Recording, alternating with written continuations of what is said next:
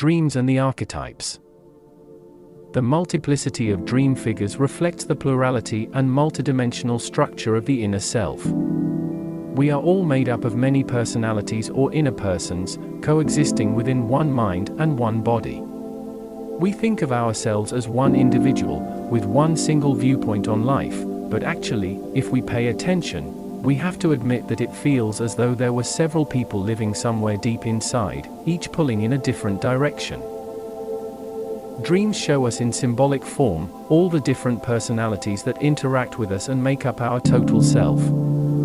Jung observed that each of our psychological components is a distinct center of consciousness. We can think of them as structures within ourselves that make up our total psyche. We can see them as independent energy systems that combine in us, for they are autonomous, each has its own consciousness, its own values, desires, and points of view. Each lead us in a different direction, each has a different strength or quality to contribute to our lives, and each has its own role in our total character. This is why men often feel as though we're independent people living on the inside. It is appropriate that they are symbolized as persons in our dreams. Often when we think that we are trying to make a decision based on facts or logic, we are actually caught in a battle between terrible forces inside us. Since it is mostly unconscious, and we do not know who fights for what, we cannot make peace. We do not know which side to take.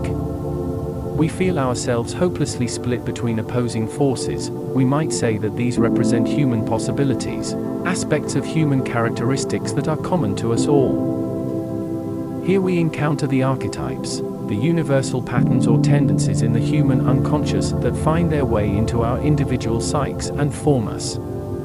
They are actually the psychological building blocks of energy that combine together create the individual psyche. In our dreams, they join the archetypal hero or enemy.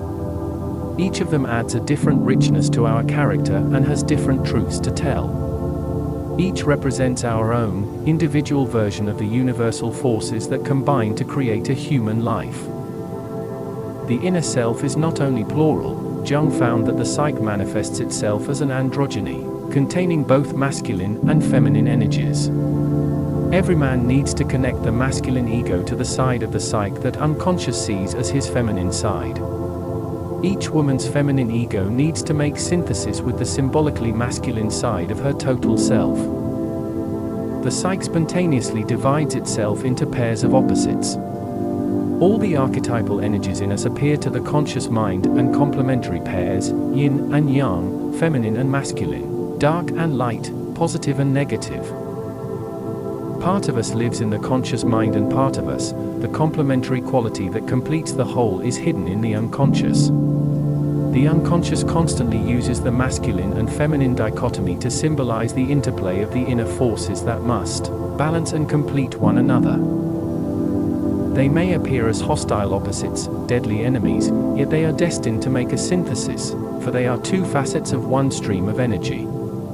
Figures of the opposite sex often appear in dreams to symbolize the energy systems that are farthest from the conscious mind, deep in the unconscious of the dreamer.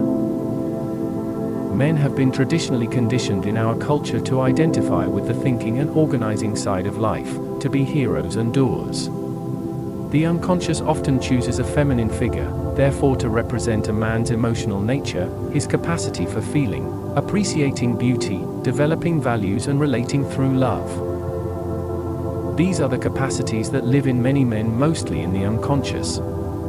Their appearance in a man's dream in feminine images signals his need to make them conscious, expand the narrow forces of his masculine ego life. The ego structure of many women is identified mostly with feeling, relatedness, nurturing, and mothering, qualities that are traditionally thought of as feminine. The feminine side of the psyche is also rational processes that are based on feeling, on sensing fine differentiations of values. It knows by a different mode than does the masculine side, by sensing the whole rather than analyzing.